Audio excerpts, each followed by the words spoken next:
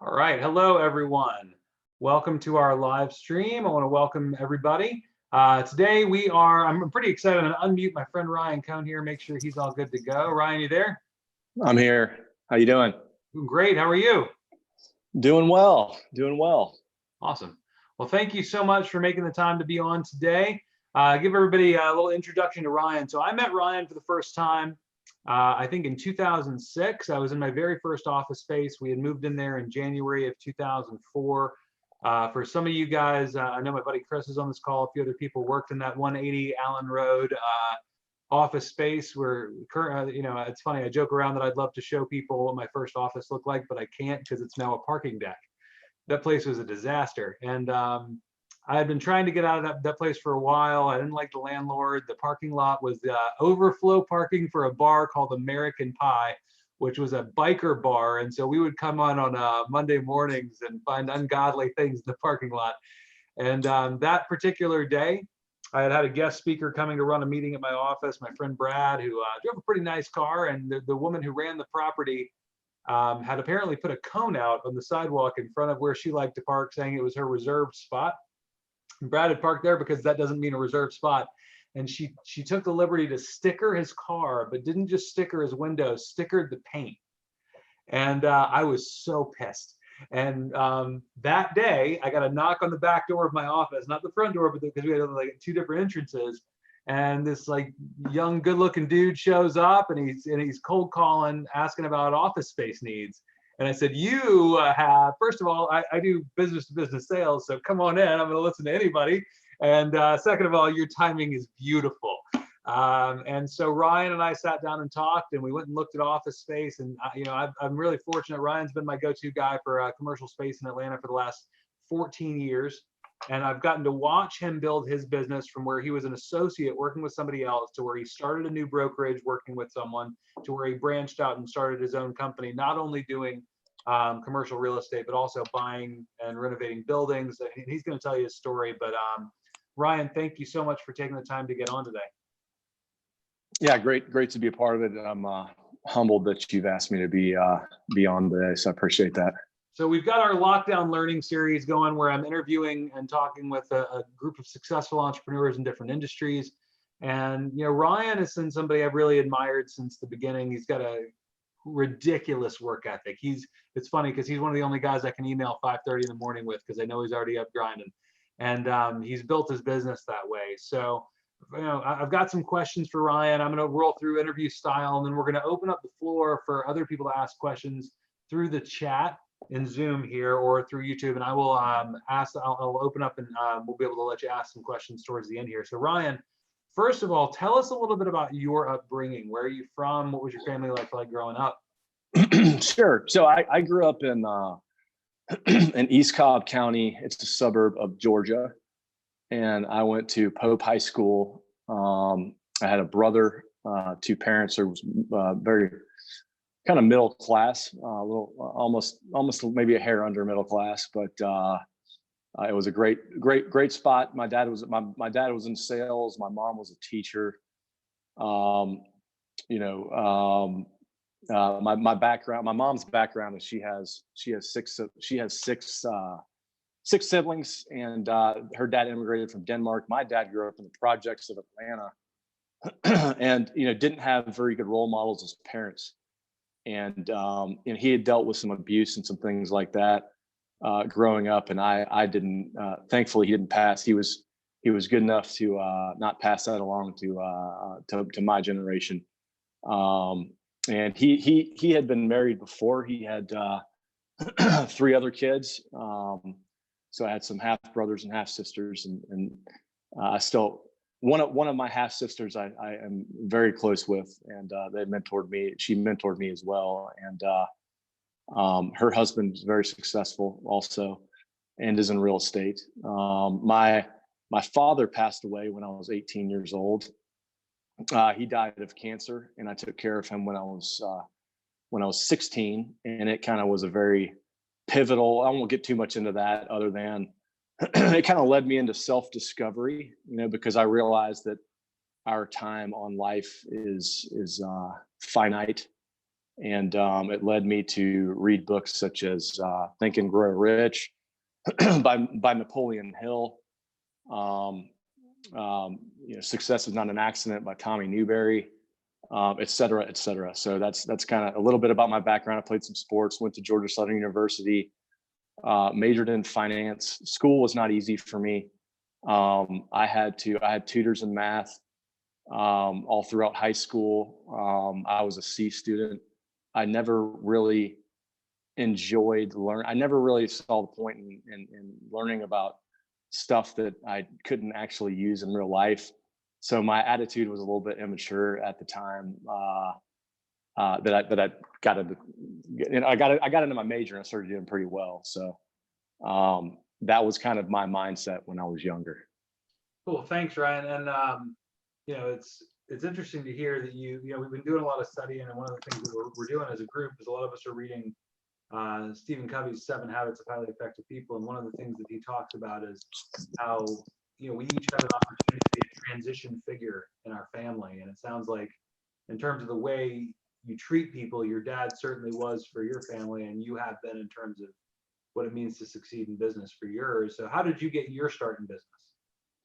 I got my start actually I actually did all start with the self-discovery. The first book that I read was Think and Grow Rich by Napoleon Hill. And I started to really catch on and do some self-learning. I read maybe 150 books in between.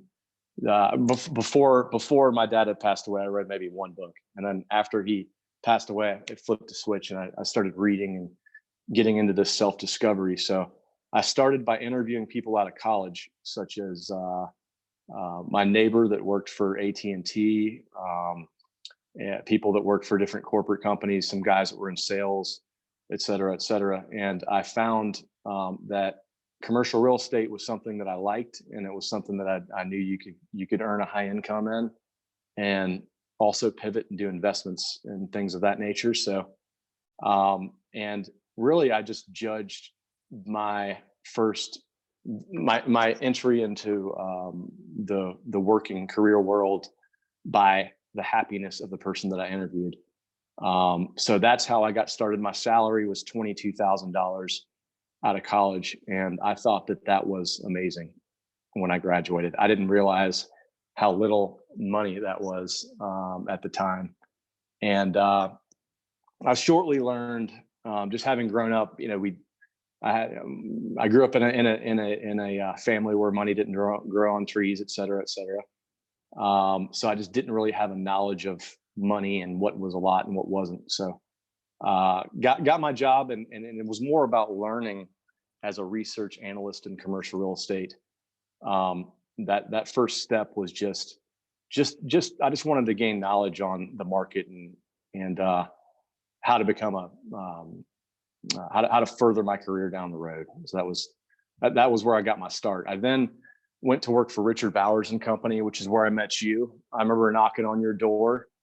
I'm a little bit of a nervous guy, so when I knocked on your door, everybody can relate with this when they make their first few years of cold calling, and you never kind of fully get rid of it. But Adam's talking to me. He's a decision maker, and I'm sitting down with him face to face, and that's when your heart starts to beat, and you start to get a little bit nervous, and you're like, "Oh my gosh," because when I started in I might get a yes. I might get a yes. I might get a yes. Yeah, you flip out. That's where when somebody tells you yes, you haven't really gotten many, and you go, "Are you sure?"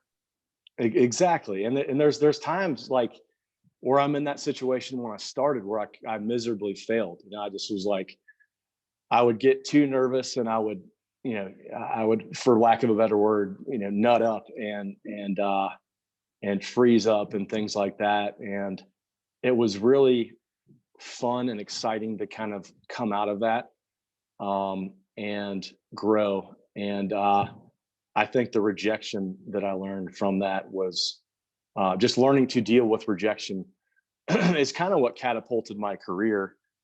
And just executing on a plan like that, I would call 70 to 150 people a day, and I had 5,000 to 7,000, I can't remember, it was somewhere right around there, of credit card debt at the time. And I was doing the thing where I would transfer the balances from one credit card to another.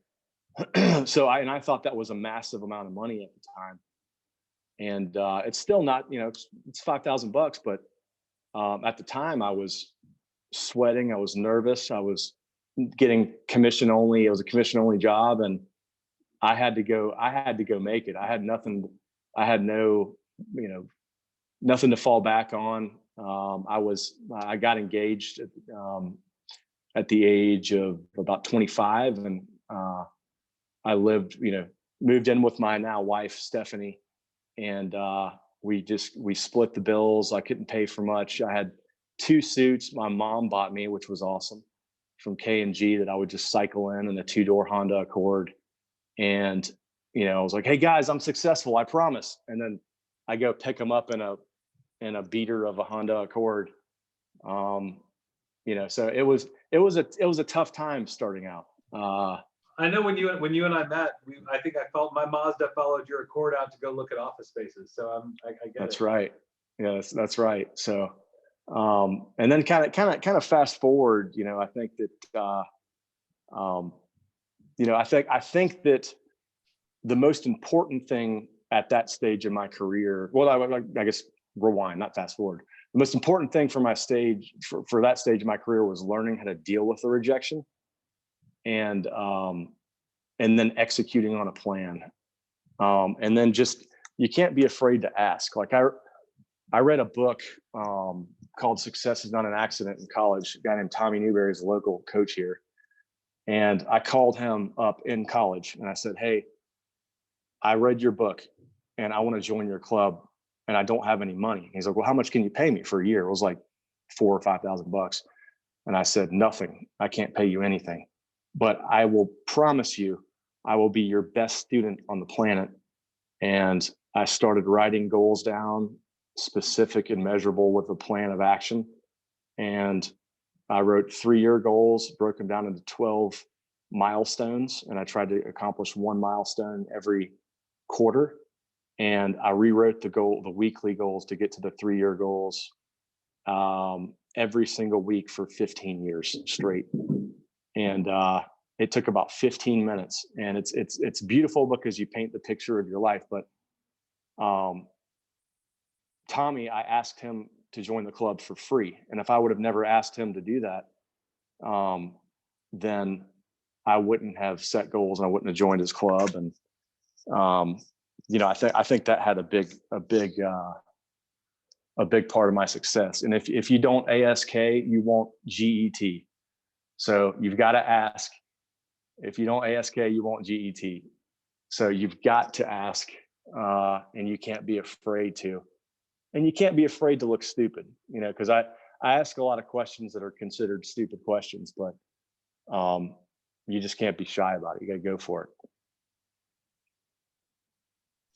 That is awesome. I don't think I've heard that if you don't ASK, you won't GET. I don't know how I've never heard that before, but I like it. So, and actually, I stole that from Tommy. But did you? I'm in the YouTube channel. I'm going to put a link to the book, so I want people to be able to find it and get it. So you've clearly grown your business. You've gone from knocking on doors in a Honda Civic and transferring credit card debt from one card to another, to being a member of Capital City Club, building a beautiful house, having an awesome family. I want to hear a little bit more about. I'm fortunate because I feel like I've gotten to you and I have kind of grown up together in the sense that I had one office when we met, and I had no idea what I was doing, and I was a hot-headed 27-year-old, and you were just figuring out what you wanted to do. And I've gotten to witness you building your business. But for those on the call who haven't, which is the other 333 people who are on this call right now, plus anybody watching online later, to walk us through some of the ups and downs. What were some big moments? Any major oh shit moments along the way? Anything that Sure. A little bit of the story of how do you go from driving the Civic and transferring credit card balances to building a business that you're the president and CEO of with an awesome team of just rock star talent? Well, there's the same emotion that I felt when I was transferring credit card balances with zero income, and that kind of emotion. You consistently, as an entrepreneur, or if you take risk in investing, you're going to feel that. it never quite goes away. It gets better because you get more seasoned and you get some wins under your belt and you get some, investments going, and you get your net worth higher and all sorts of stuff like that. But kind of fast forward now, I've bought over, I've had ownership in over 1 million square feet of office, industrial, retail space. And I just started grinding. There's just really no way around hard work. I mean, hard work is, and execution is the key to everything, as well as your why. Because if you don't have a why, and I focus, like right now during this time, right now is a no shit moment. It's like, I'm paying people to work, and we're working from home, and you can't show office space right now. And there's some fear out there, and, you worry about tenants paying rent and things like that. But what I have learned to do is focus on my controllables and try to let the worry, whatever happens. If you can't control it, there's no point in worrying too much about it. You just focus on what you can control. So right now I'm focused on my why. And I think that that's probably the most important thing that people on this call should look at, is focusing on why they want, like, why do you want a cold call? Nobody wants to cold call. I mean, it's hard, you get rejected, but my why when I was younger is different than my why now. I always wanted passive income. I always wanted to build a little mini empire. I always wanted to be an entrepreneur at that age. And I wanted to, I knew that because I focused on my why, and I figured out what worked for me and what I wanted. Some people would, couldn't deal with right now owning buildings in this atmosphere, and paying payroll when people are not at the office and things like that. And they couldn't sleep at night. But this is what I like. I mean, I signed up for this, like this is a stressor during this time that 15 years ago when I started my own company, 14 years ago, I knew this, and I've got good mentors and things. So I think that, all of execution and your why is the first thing you need to focus on, number one. And then the second thing is get a written plan on how you're going to attack your goals, specific and measurable. And the third thing is execution, such as, I'm going to cold call 70 to 150 people today. I am going to do this, and here's why. And you have your why in your brain every single day as to why, for your motivation on doing it. And fast forward to now, our company does between about 150 to 200 transactions here in Atlanta, from a brokerage standpoint, every year. And we raise capital, and we allow people to invest with us, and we purchase property. So we do investments and we do brokerage. And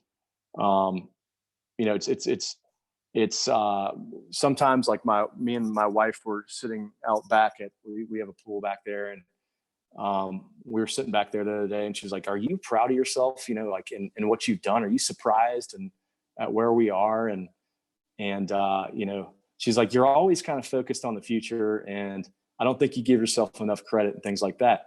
And I was like, and she's like, "Are you surprised at all?" And I said, "I'm not surprised at all. Not even like," and I was like, "In matter of fact, I know what I can do and what my potential is, because I've spent so much time on self-development and goals and planning, that I'm not satisfied. And, but I also am smart enough to know that you can't always be focused on the goal and not enjoy the process. So there's a good balance there. But I think that for people that are watching this,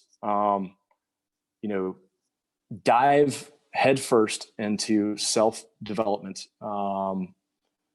and figure out your why and kind of what area that you want to focus on in life. And if you choose to do something, like if you choose to work for a company and do something, do it kick ass, like be the fucking best, be better than everybody at it, just succeed at it, and work harder than everybody. And you'll learn so much about yourself, and you'll learn so much about what you can do that you'll surprise yourself. And I think that is the coolest place to be, when you're Adam, and you're doing your thing, and you've been so successful, and you're a phenomenal speaker, and you've grown so much. Like when you achieve something that you truly think you can't do, or you can't believe that you did it, it's just one of the best feelings in the world. And you can do it. Everybody can do it. I'm very average. I was a C student. There's plenty of people that work for me that are smarter than me, that are a lot smarter than me. Hopefully that helps you guys.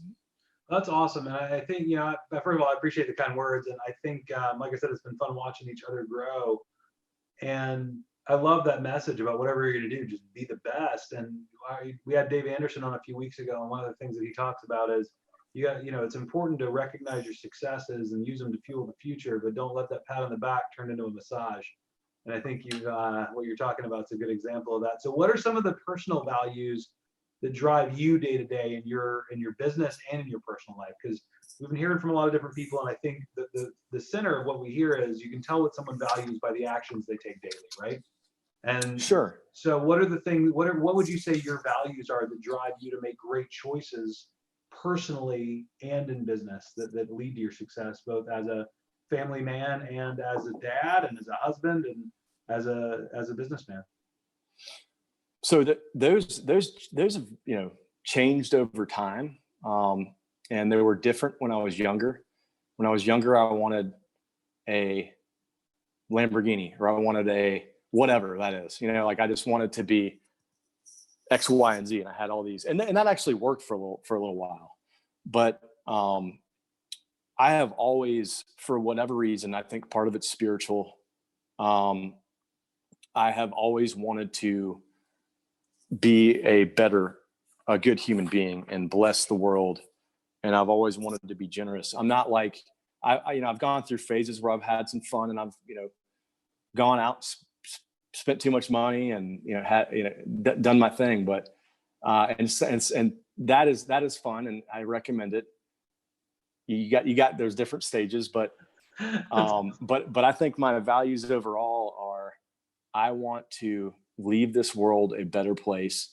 I want to do anything that I can to help people. And that's kind of cliche, but I love watching people grow. Like there's people that have gone through, your organization, Adam, that you've probably seen blossom. And that to me is a phenomenal feeling. I preach to everybody at my company, earn a high income and get it as high as, because without the high income, you can't do anything. You can't invest. So first, number one, get your income up. Number two, don't get too crazy with your expenses. Keep your lifestyle the same for a while and invest. And you want to try to get some passive income rolling. And I think that if you can pay for your personal lifestyle off of your passive income and never touch your principal, your money, the money that you have saved, then you're financially free. And I believe that that is something I like to see people grow emotionally as well as financially. And it's fun to me. I enjoy the game of business and sorry about that. And making money and making other people money and helping people grow. So I think that, some of the values are spiritual, but I think that overall, and I can't even put my finger on it, but if it was my upbringing or what, but I just have always wanted to, whoever I'm communicating with, I want to make their life better. and I'll do anything I can to try to help them out. So that's the kind of mindset that I've always had. Nothing, people that get selfish and things like that, sometimes they're successful as well, but they're not happy in the end. And I think that there's a good balance of self-care is what I call it. And, helping benefit other people's lives and having some spirituality in there. And, my values, I want to teach my kids to work hard. I want to be a very good example for them. I don't want to rest on my laurels. When I do hit my success target, which I'm not even close to hitting, I want to, over the next decade, I want to do a lot of really cool things. So, I don't know if that helps. That answers your question. That was awesome. I just realized I was muted. So I've got one more question for you, and then we've got some questions lined up in the chat over here. But people, one of the things we hear from a lot right now, and a lot of the people that we hire, and a lot of people watching right now, are of the generation where there's this big focus on everybody's got their side hustles, everybody's got their idea that they want balance and control. And I think one of the things that we've been talking a lot about is just get really great at one thing to start. But in terms of talking about balance, you've got a killer family, you've got 2 kids, you've got a wife, you're married for a long time, you're in a successful personal relationship, you run a killer business, you work super hard, you're a great dad, you're a great husband, and you are in ridiculous physical condition. So it's for all the people out there that say that they don't have time, I'd love, one of the things that we say is people have time, they have more time than they think. It's just about what they value, and you're living those values. So what do you do, and how do you plan and prepare so that you can fulfill all the different roles that you have? Yeah, so balance is a very interesting topic. And I used to think that I was like super balanced because I had 4 or 5 areas of life that I had written specific goals. And I had for lack of a better word, I had this thing called a good husband list that I did. That was I had a 1 etch memory a quarter, where I take my wife to, New York or wherever it is and have fun, go shopping and do whatever. And then I would have 1 date night a week, 1 random surprise, and 1 affirmation. So that's specific and measurable stuff I was doing. But the reality is most of us are pretty unbalanced because we spend a lot of our time at work and we spend a lot of our time on our career.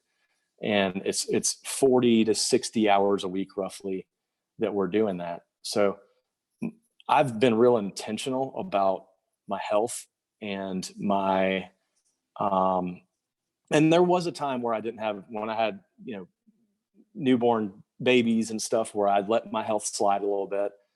And so there are seasons of life that are going to be busier than others, but I think that having specific, measurable kind of goals in each area of life that I was hitting every week helped me balance myself, because I'm one of those guys that could have gotten, you start rolling in your career and it gets kind of addictive. You get kind of addicted to that, the closing or the money that's coming in or whatever it is, or potential of passive income down the road when you're younger and stuff like that. So it's, I think there's seasons of life. I think the best thing that I did actually was when all my friends were 24, 25, I got super serious at that age. And for 1 decade, I dedicated that time to work, and I worked out some, and I'd come home and hang out with my wife. I did some spirituality. I did, on the border Bible study for a while and stuff like that. So I was doing that stuff, but I was really kind of laser focused on work. And it was just, I kind of spread evenly working out, spirituality, health, family, etc., and had specific targets I would hit every week.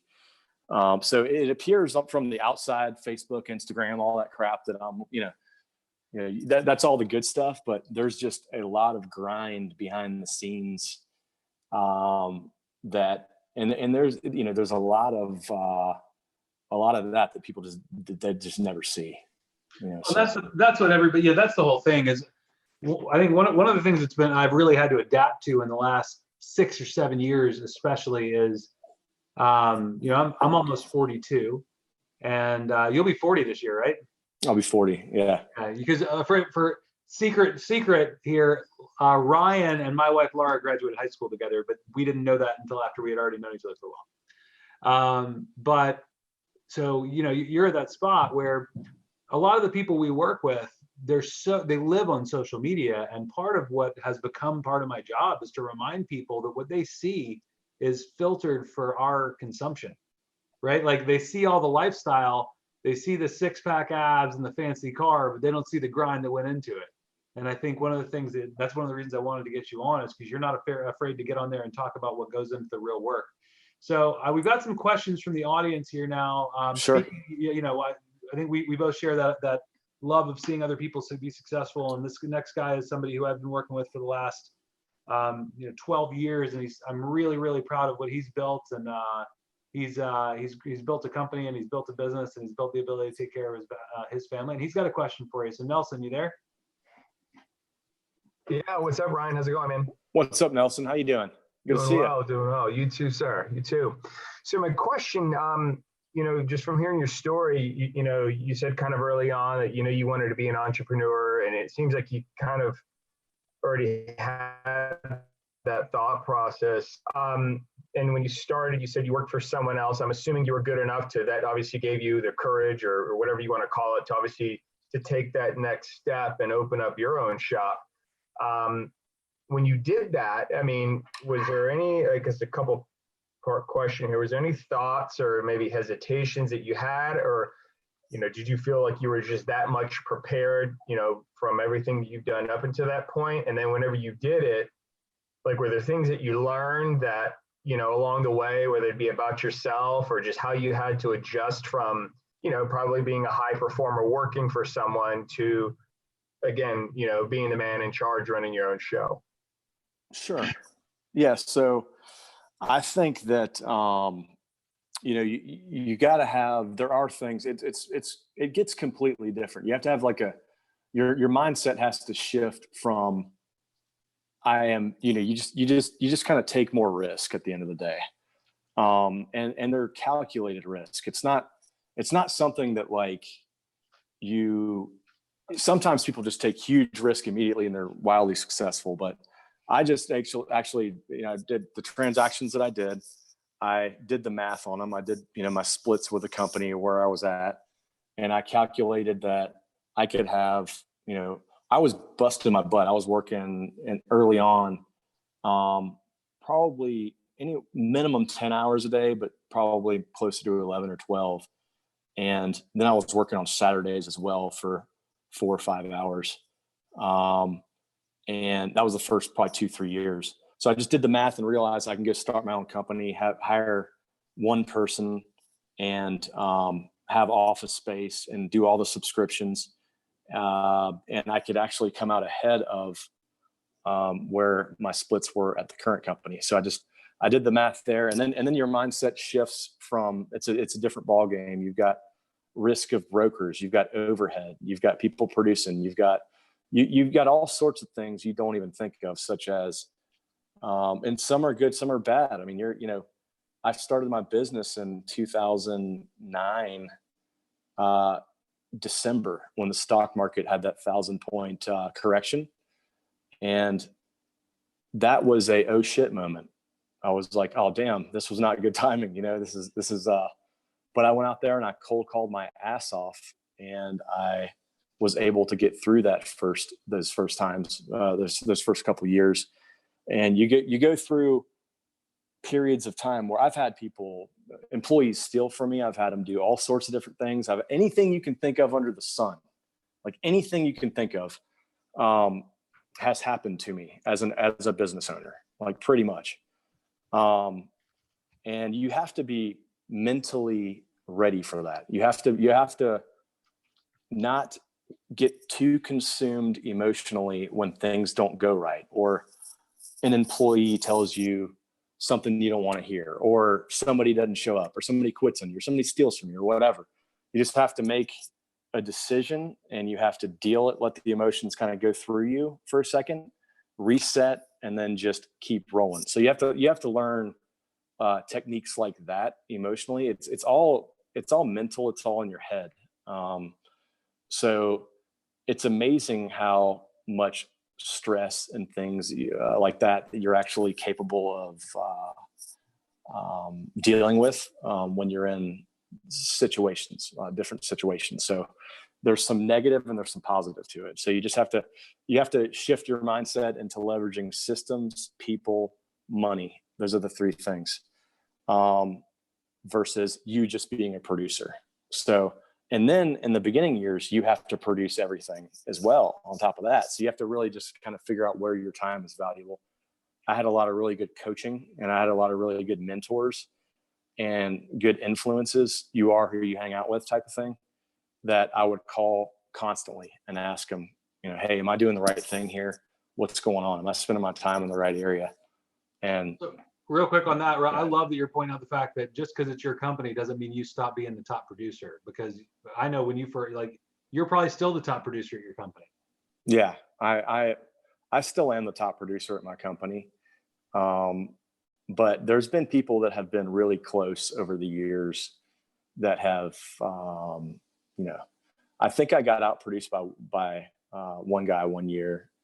And it did, you get kind of, I was happy, but at the same time, you're a little competitive, and you're like, oh, damn, he kicked my ass. But sometimes we get these guys who get to management, or they get to a certain point and they think they've arrived.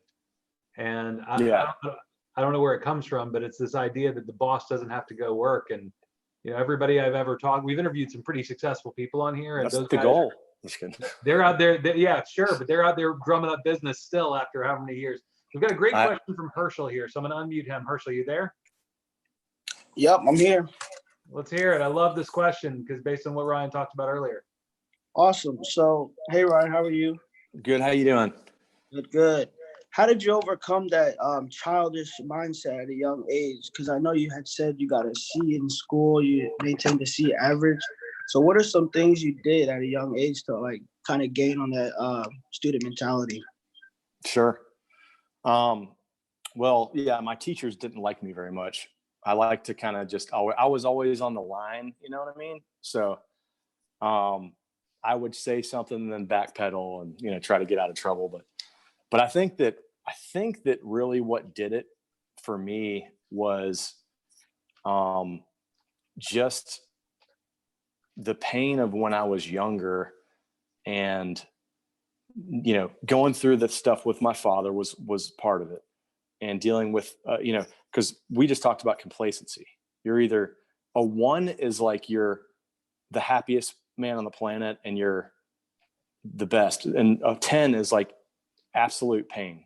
Like the economy's, like an oil company right now is dealing with absolute pain because there's too much supply and the economy's going whatever. So, if you're kind of in the middle at the end of the day, if you're a 5 and your day to day, you wake up and you feel happy and you feel kind of like complacent, and you're not feeling enough pain or enough pleasure to really change, then that is really what it comes down to. So that's kind of number one, is pain and pleasure are really important. And being on a scale of 1, no pain at all, super happy, that can drive you too. Or being 10 in massive amounts of pain where you have to change is actually better than being a 4 to 6, where what that does is it produces mediocrity and it makes you complacent and happy. So I always try to, I'll try to amplify something or make it better. I'll amplify pain so that I change, or I'll amplify, and hopefully, I try to do more positive amplification, to where that what I'm trying to achieve is so desirable to me, and I have such a big why there that I go after it. But that's basically how I got myself out of that.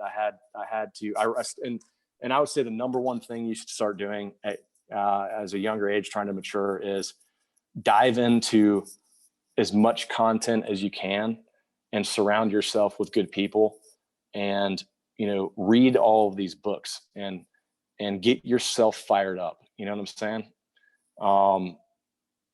And I think that's probably the most important thing as well, is just feeding your brain with positive, good information. And all the people that didn't, the teachers that thought I was stupid in class because I had a tutor, and they would say things, and you're not going to amount to anything because you're cutting up in class and you're not focused, you're not studying, you're not smart enough, stuff like that. All that stuff was fuel for me to go whoop some ass. And I was like, you motherfuckers, I was like, you wait until I get older. You're going to see. And that kind of fueled me at first. But then after a while, that kind of, for me, went away because I was happy with myself. So. Awesome. Marlene has a question. Go for it. Hey, Ryan. My name is Marlene. So my question is, did you ever have any close family or friends ever doubt you or tell you that, you should just quit and get a secure 9-to-5? And if so, how did you handle it, or how did you respond to that? Yeah, so that's a great question. Because I grew up in a situation where my mom was a school teacher and my dad had a 9-to-5 job. And the mindset of my family growing up it wasn't a bad mindset. I grew up in my mother was amazing. My dad was a good dad. He was mean at times. And when, I didn't grow up in a perfect situation at all. I mean, my brother and I, we got into some trouble sometimes, but the one thing that's going to be constant in your life. You're going to have people that are always going to tell you that you can't do something. And what I did is I turned that into fuel, and I turned that into motivation for me. And it just made me, when I was when you're by yourself and no one's going to wake you up in the morning. No one's going to make you go to the gym. No one's going to tell you to go to church. Nobody's going to tell you to go make cold calls. When you're by yourself and it's just you, and you're knocking on doors and you're doing different things like that, and you get rejected 50 times in a row, you are going to feel bad. The whole world is going to be against you. That's when you have to draw on your why. You got to figure out your why and why you're doing this. And when your parents tell you that you can't do it, and your family or whoever maybe it's your wife or your husband or whatever, depending on who you are, but you need support by your significant other. I mean, that's a tough conversation, but I would just use it as motivation and fuel to go kick some butt and prove people wrong. And when you're feeling doubt and feeling bad, think about that and think about these people that said you were going to fail, and you don't want them to be right. You want to rub it in their face in your mind in a nice way. And I would never call somebody and say, hey, you doubted me, do that. But in my mind, I'm like, I remember that person. They said X, Y, and Z about me, and it just fires me up, so I would just use it as fuel. Awesome. Tui from Alabama's got a question. Hey, Ryan. Hey. First of all, I just wanted to thank you for your call today. You're welcome. Yeah, just another inspirational call of how hard work beats talent when talent doesn't work hard. Mm-hmm. My question for you is, how do you coach? You said you have a lot of people in your office who are smarter than you. How do you coach individuals who are smarter than you? Well, that's all different personality types. And It depends on if they're type A smarter than me, or if they're, it just depends on their personality type a little bit. So I try to always relate to them in their way. There's a workplace appreciation book. And, for people that work for me, I have them take the test, and I figure out if somebody is affirmations on there, then they love for me to go stop by their desk and say, you kicked ass on this and you did a good job, and here's what I think you could do better. And both, so you go that route. Or if they're gifts or acts of service, you put it could be something small, write a little note saying, hey, $5 gift card to Starbucks. You kicked ass today. Good job. And I try to motivate people that way. But the main thing, or try to, teach them that way. And then you have to use a lot of self-discipline, and for me, I have to use that a lot. You get a lot of people when you own a small business, and that are smarter than you, that even clients like that know everything, and they might be a doctor or a lawyer. They may have gone to Harvard, whatever. You're telling them what to do in real estate, but they know how to do it better than you, but you do it every single day of your life. So you know that you know it better than them. So you have to have confidence in yourself. And you can do that by setting and achieving goals and doing things like that. But I would just say that you have to be relatable, and you have to be disciplined and not react in anger sometimes. And you have to look at it like a game, like you're trying to help this other person, and you have to speak their language. And I try to do it that way versus other ways. So it's worked for me sometimes, and it hasn't other times, but that's what I do. I try to learn about that other person as much as I possibly can, and how to communicate with them, because what you experience is what you experience, and your beliefs are your beliefs, and they're going to be different from everyone else's in the entire planet. The more you can learn how to interact with other people and try to learn cues on what their beliefs are and how they respond to certain things, the better off you'll be. You just have to try to speak everyone else's language. So two people sent in, what's the name of the book again, and what's it called? It's Workplace Appreciation. It's the guy that wrote 5 Love Languages. And I don't know, I can't remember the name of the author, but it's the Workplace Appreciation Test. And it's the same guy that wrote 5 Love Languages for couples. Is it from appreciationatwork.com? Is that where it is? It is. Let me see here. I'll look it up. Yeah, I'll put it on there, but I believe it's the Workplace Appreciation book is what it's called. I'm not sure. Yeah, it's the same thing as 5 Love Languages of Authentic Appreciation. I'll put it YouTube.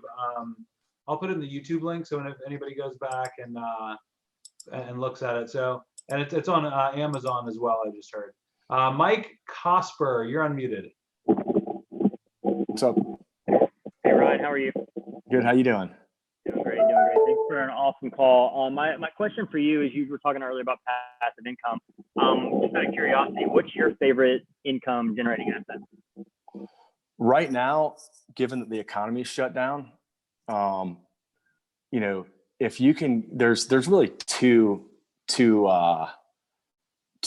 things I look at when I invest. And one is there's properties I have debt on that are value add, where you lease the buildings up and they're a little bit more risky. And you typically see, as you get, you underwrite a building and it's 40% leased, and then you do the numbers and you can sell it at 90% leased. So then you try to get it up to 90% leased and you sell it, and you get debt on it, and you go that route. And then when you lease it up, you either sell it or you keep it. It just depends on the situation. Typically I'll sell those. Everything I have is pretty much always kind of for sale, if somebody wants to buy it. But the second pot, the one that I love right now, is little warehouse properties or retail, whatever, any property that you paid for and you have no debt on it. Because I could care less if my tenant leaves. I don't have any debt. There's no overhead. There's no risk there. So I have two pots. One is I'll buy 1 to 2 deals a year and pay cash for them. And they're small, and I might get a couple of investors and friends together to buy those. And they're in individual LLCs, each property that you buy. And then the other side would be the value add stuff that's a bigger pop that I try to lease up, that's considered a little more aggressive and a little more risky. And those are the ones that you see really, really big pops on, really big pops on. The ones that you pay cash for and they're more cash flow oriented. You can also see, great returns from those, but they're typically for times like these. So I have both in my portfolio, and I actually put 2 checks that got mailed to me up in my my office upstairs. And as I'm working right now and dealing with everything going on, I have those 2 passive income checks just taped up on my screen. And that's my why. That motivates me, so if something happens bad, I just look over at those checks and I'm like, that's damn right. The economy is shut down and I just got some rent checks and this is great. It's awesome. And so did my partners. So hopefully that answers your question. And you can start in residential. I started in 2010. I bought a bunch of, I worked 12 hours a day making commissions and get my income high. And then I would pay cash for houses, like small houses, 2009, 2010. So, and I did that nights and weekends. And then you rent that out, you hold it for a couple years, you sell it, and then you 1031 exchange, which is a tax code, into other property, and you just kind of build it from there. So, but you can start small and do something residential. Like there may be some good deals coming up, considering people have lost their jobs and some properties may go back to the bank. And, so I think that this will be probably a shorter little recession, but who knows? I can't predict the future. But anyway, hopefully that helps you. And Mike's somebody who's been doing this for a while, and it's interesting because if you look at Ryan's timeline, started doing this around 2002, entry level, making 20 something grand a year, started his own business in 2009, and so worked for somebody else. So if you look at a perspective of kind of the business that we do, it took him 7 years to get to management, and then he saved his cash up until that point, so he had his own business. And he worked really hard, and he started really small. So when people are asking, Mike's been doing this for a decade, and he's in a position where he can go out and do these kinds of investments. A lot of people, when they're new, a lot of young people in their early 20s, they get $2 grand in the bank, and they're like, all right, what can I go invest in? Nothing, dumbass. Keep the shit in the bank. It's cash. Cash is king. Yeah. You got to have a year's worth of all your other expenses put away. Then you start thinking about passive income. But notice what Ryan was talking about. 2009, so he's 7 years into his career. He's 29 years old. He's working 60-hour weeks at his job and then going out and doing this to figure it out and make extra money on the weekends. So this was not an idea of how do I start making some quick, easy money so I can get lazy. It's how do I build a massively secure future for myself and my family by grinding harder than anybody else out there. This is him going 70 hours a week at 30, not trying to figure out how to work 4 hours a week at 25. And yeah, you nailed it right there. It's basically my why had become big enough. Put a picture of a house.